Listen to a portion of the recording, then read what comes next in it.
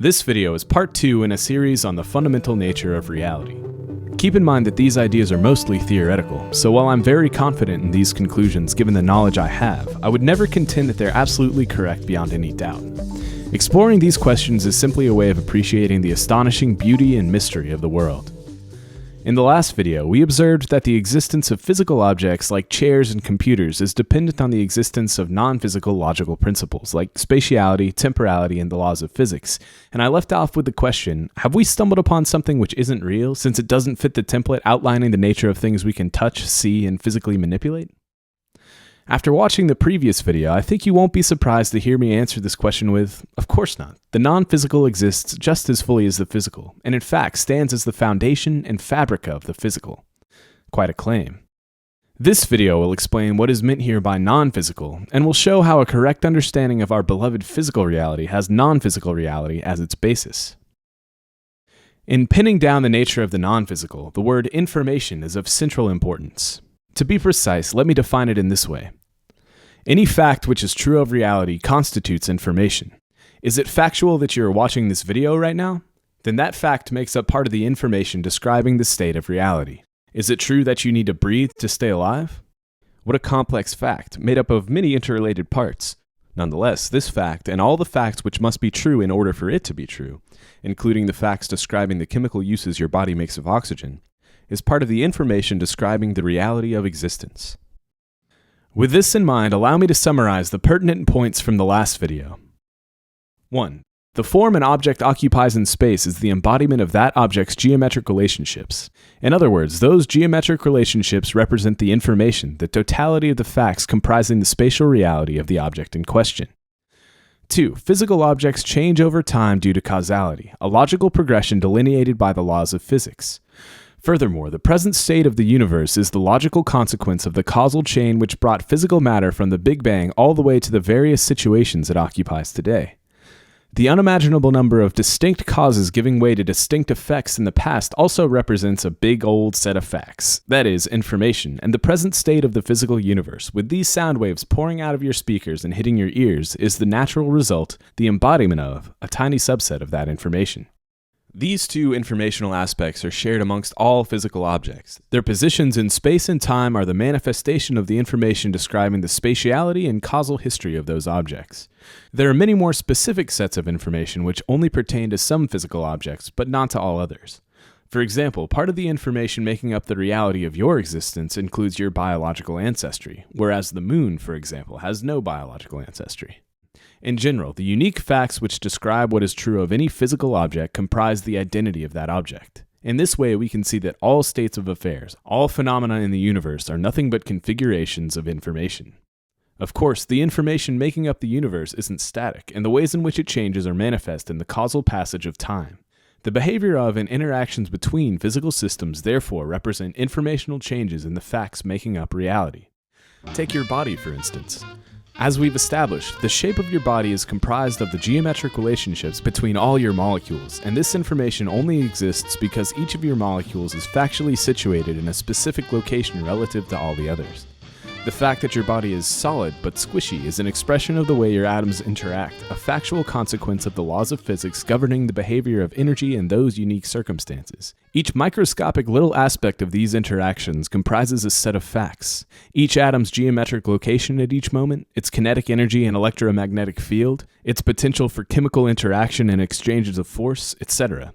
If any of these facts weren't true, the atom's path wouldn't exist in the way that it does, and the reality of existence would reflect that difference. Physical objects, therefore, only exist insofar as the facts which are true of them exist. The physical universe in general is nothing more than a complex, evolving embodiment of information. Now the question becomes, what does it take for this information to exist? In other words, what does it take for these facts which comprise the state of physical reality to be true? In considering the nature of spatiality in the last video, we've already encountered the answer to this question. An object can only embody spatial information, can only have true facts describing its geometric interrelationships in the context of the logic of geometry. This general relationship between logic and information is all-encompassing. Facts can only exist in reference to logic. In other words, a fact's validity is solely based on the framework in which its trueness or falseness can be defined. For example, whether or not 1 plus 1 equals 2 depends on the logical relationships underlying the definitions of those terms. If, in this hypothetical logical framework, plus meant subtract, this statement would clearly be false. While spatiality is perhaps the easiest real-world example of this principle to point to and explain, it's true in every facet of the previous examples. The nature and behavior of atoms depends on the existence of the laws of physics, which set up the logical framework comprising the existence of electromagnetism, of gravity, of energy and momentum, of positives and negatives, etc. The facts which are contained in the existence of any one atom are true only in reference to these logical frameworks, which also outline the possible behaviors that atom can undergo. These are quite complex logical systems, testaments to the extraordinary versatility of logic, how unimaginably intricate tensions of cause and effect can be built up from simpler logical components. The subtle and momentous power of logic is contained in this fact, that simple rules can lead to consequences of unlimited complexity. A nice example of this fundamental feature of logic is the game of chess. Once the logical rules of chess are defined, every possible game which follows from those rules immediately exists in the potential laid out by those rules. Every single game of chess, from the derpiest novice matches to the most profound championships, has simply been a realization of a possible game that already existed as a logical consequence of the existence of the rules of chess. As an illustration of how productive logical consequence can be, consider the fact that just the simple rules of chess allow for more possible games than there are atoms in the observable universe. There appears to be no upper limit to the complexity one can attain to by compounding logical rules on logical rules in this way. For example, the unimaginable network of logic comprising the chemical laws which govern the transcription of DNA in animal cells is dwarfed in intricacy by the coordinated activity of the 100 trillion cells making up a human body, and that intricacy is trumped again by the infinitely more complex logical interplay of humans in our societies, which is again outstripped by the inconceivable vastness of biological history on the Earth. The unlimited potential made possible by such logical hierarchies becomes very clear when you start considering such possibilities played out in infinite space over infinite time. However, the same does not seem to be true in the other direction. If you turn around and begin to investigate the roots of all this complexity, as expected, things get simpler and simpler, inevitably reaching a point where the logic can get no simpler. These very most basic logical rules form the fundamental basis of all higher logical systems. While I believe it would take some knowledge of a higher order than humans currently have access to pin down just exactly what these might be, some candidates would be the fact that trueness and falseness in general is possible, that the existence of logical rules lead to logical consequences, and the logical prerequisites to the existence of numerousness and proportion. In any case, the conclusion that such fundamental truths exist appears inescapable. The existence of logic itself, along with the fact that all logical systems are at root based on the same set of basic logical precepts, gives concrete evidence of this conclusion. Without a foundation of basic logic, the unlimited variety and complexity of the countless logical systems we observe in reality could not exist. The most compelling theory for why such truths exist is that, at bottom, the most simple truths exist due to the logical impossibility of their own non-existence. These are called necessary truths, and for these to be untrue would invoke impossible paradoxes. Such truths must hold true in all conceivable worlds, since they form the logical basis for all possible worlds. This theory holds that the very fact of the existence of necessary truth automatically gives rise to all logical possibility. That is, the entirety of logical possibility is a consequence of the logical interrelationships between the necessary truths, in the same way that the entire set of possible chess games is a consequence of the logical interrelationships between the game's rules.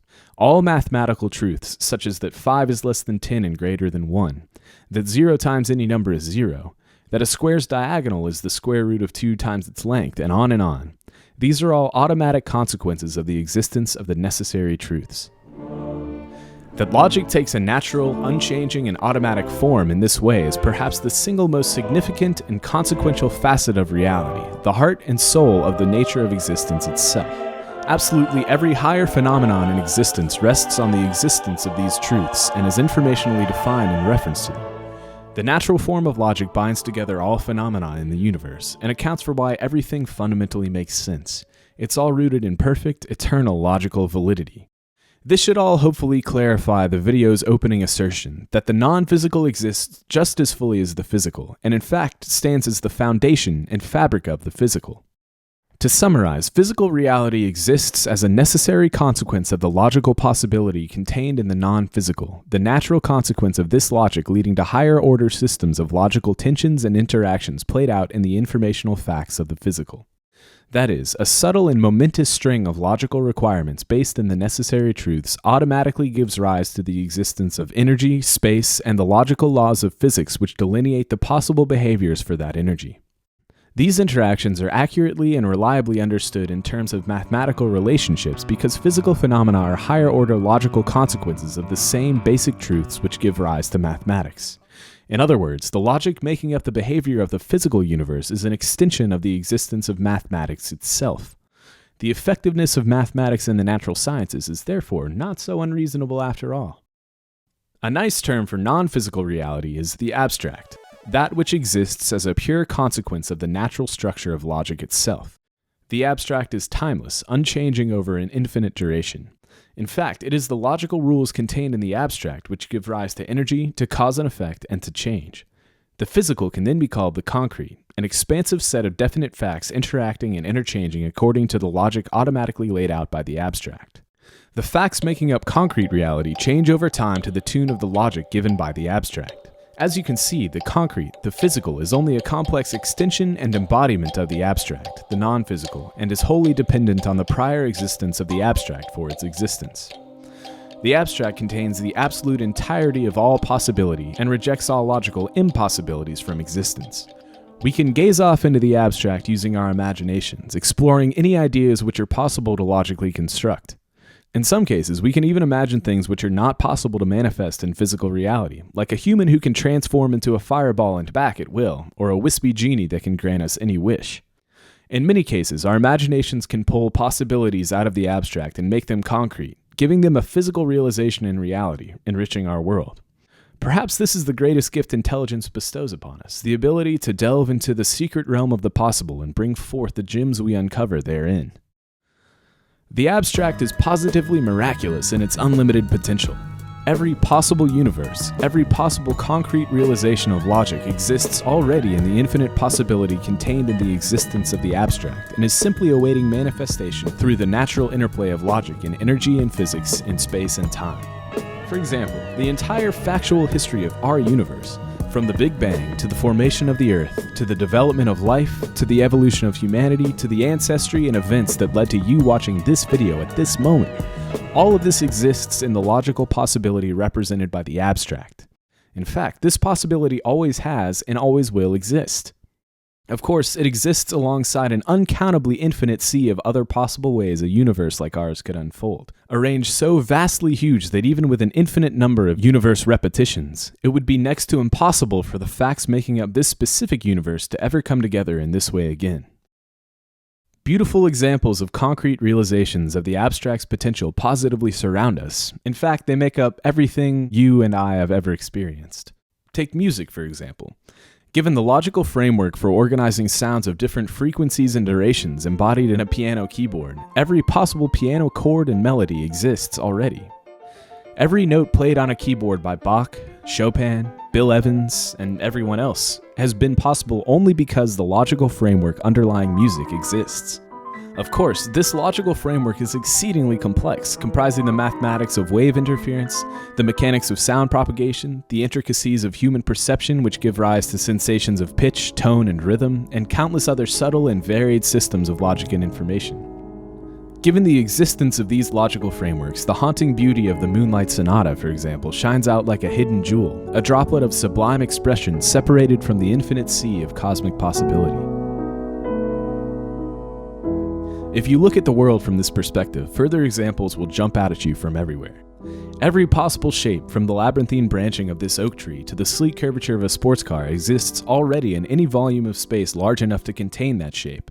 The concrete information can only exist as an embodiment of the abstract possibility given by the logic of geometry.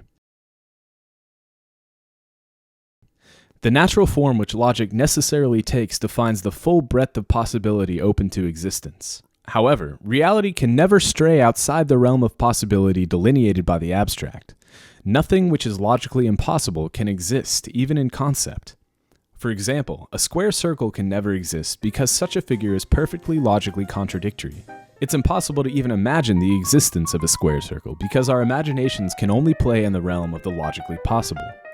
In a similar way, we can't truly hold the concept 2 + 2 = 5 in mind without ignoring or modifying the logic of those ideas. Such a construction makes no logical sense, and its true existence is therefore forever impossible. Being that the abstract is unchanging, it is perfectly timeless. No matter what the ultimate fate of our physical universe is, the abstract will remain untouched and unchanged forever, shining out as the soul and soul fabric of reality, giving rise to new universes and lives and feelings again and again, endlessly. As you can see, this theory is expansive, covering the basis and rational nature of reality. However, it remains incomplete because it can't yet account for how the necessary truths, and by extension, all information, exist. That is, how they're instantiated. It also doesn't account for how logical rules can interrelate, or what it takes for them to hold true in the first place. I'll leave the discussion of these how and why questions for the next video in this series. You're awesome for making it to the end of this video. I'll see you next time.